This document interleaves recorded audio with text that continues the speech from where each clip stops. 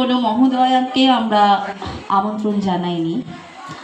আমাদের কাছে আমাদেরই মতন সব মাটির মানুষরা আজকে উপস্থিত। তো আজকে আমাদের ক্যান্সার রিসার্চ ফাউন্ডেশন এবং চ্যারিটেবল ট্রিটমেন্ট সেন্টারের উদ্বোধন। সর্বোপরি আজকের দিনটা আমার মায়ের মৃত্যু দিবস। তো মায়ের আশীর্বাদ যেন আমাদের মাথার উপরে সবসময় থাকে, তো সেই কারণে আজকের এই দিনটিতে আমরা কিছু না কিছু করি মায়ের জন্য। এবার আমি এই আরাধনা সোশ্যাল অ্যান্ড ডেভেলপমেন্ট অর্গানাইজেশনের সম্পাদিকা সর্বাণী চক্রবর্তীকে মাইক্রোফোন তুলে দিচ্ছি, তিনি কিছু বলবেন। নমস্কার।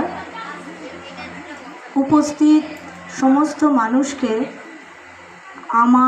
আমার পরিবারের, আমার অর্গানাইজেশনের তরফ থেকে অসংখ্য ধন্যবাদ এবং কৃতজ্ঞতা জানাই যে আজকে আপনারা আমাদের এখানে উপস্থিত হয়েছেন।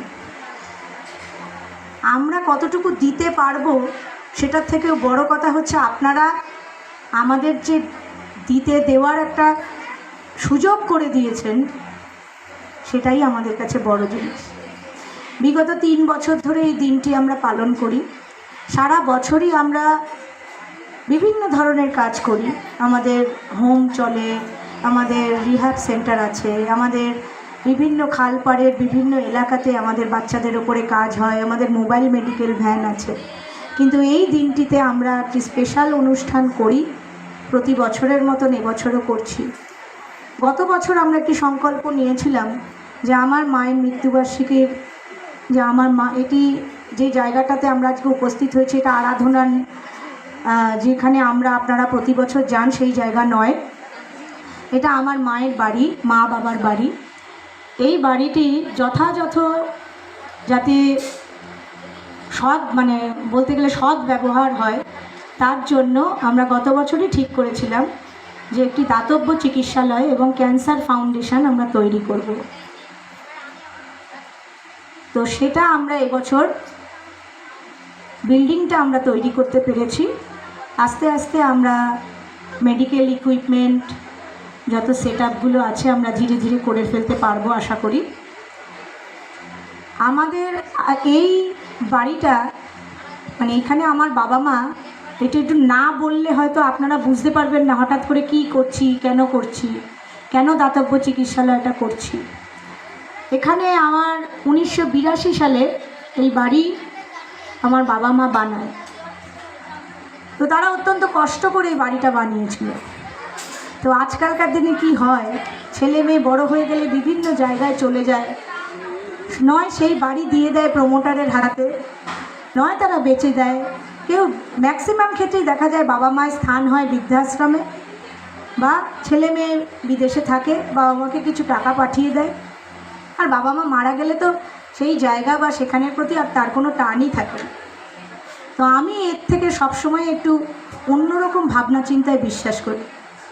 তো যখন আমার বাবা অনেক আগেই মারা গেছেন 2000 সালে, মা মারা গেছেন 2021 সালে, তো আমরা দেখলাম আমরা 3 ভাই বোন, সেখানে আমরা ডিসিশন নিলাম যে এই বাড়িটির আমরা যাতে যথোপযুক্ত ব্যবস্থা করতে পারি এবং তাদের কাজে লাগে, সারা জীবন যেন এখানে মানুষ এসে উপকৃত হয়, সেই কারণে আজকে এই দাতব্য চিকিৎসালয়ে আমরা উদ্বোধন করছি। সেখানে আপনাদের মতন অনেক মানুষ যারা চিকিৎসার জন্য বিভিন্ন জায়গায়, একটা হসপিটালে গিয়ে হয়তো তাকে ঘন্টার পর ঘন্টা লাইনে দাঁড়িয়ে থাকতে হয়। ক্যান্সার এটা এমন এক দুরারোগ্য ব্যাধি যার নাম শুনলেই মানুষ অর্ধেক মরে যায়, কিন্তু যার ট্রিটমেন্ট সম্ভব এবং সঠিকভাবে সঠিক সময়ে যদি তার স্ক্রিনিং আমরা করতে পারি, তাহলে সেটা নিরাময় করাও যায়। সেই জায়গাটাকে আমরা ধরিয়ে দিতে চাই, মানুষের কাছে, মানুষের পাশে দাঁড়াতে চাই। আমরা সেই ক্যান্সার ফাউন্ডেশনটা এমনভাবে একটা চেন মারফত করতে চাইছি যাতে মানুষ সেই পরিষেবাটা পায়, যাতে মানুষ বিভ্রান্ত না হয় যে আমার ক্যান্সার হয়েছে, আমি বোধহয় আর বাঁচব না। না, আপনি কোথায় গেলে কিভাবে আপনি স্ক্রিনিং পাবেন? বিনা পয়সায় আপনার ট্রিটমেন্ট হওয়া সম্ভব। একটা কেমো নিতে গেলে সরকারি জায়গায় কত, সেইখানেও স্পন্সর করে, যেটা সাধারণ মানুষ জানে না। সেই তথ্যগুলো আমরা দেব এবং তাকে সেই হসপিটাল, সেই জায়গা, সেই ইনস্টিটিউশনের সঙ্গে আমরা তাকে যোগসূত্র স্থাপন করব। এটাই হচ্ছে আমাদের উদ্দেশ্য। তো সেই দিক থেকে আজকে আমরা এখানে বিশেষ কোনো অতিথিকে আমরা আমন্ত্রণ করিনি। আমার উদ্দেশ্য হচ্ছে মানব সেবা। সেই সেবাই আমার কাছে পরম ধর্ম, যেটা আমি খুব ছোট থেকে করে এসেছি। 1982 সালে আমি খুবই ছোট ছিলাম, কিন্তু আমি দেখেছি আমার মা বাবা কত কষ্ট করে এই জায়গাটা করেছিলেন।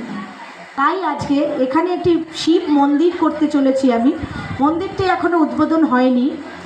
আগামী 9 জুলাই আমরা মন্দির উদ্বোধন করব।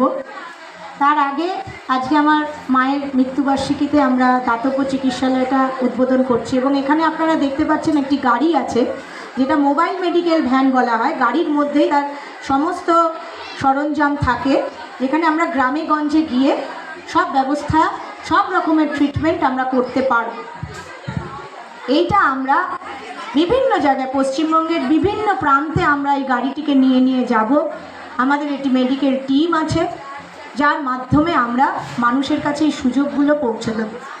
তো আমি যেটা বলছিলাম সেটা হচ্ছে যে আজকে আমি বিশেষ কোনো অতিথিকে ডাকিনি।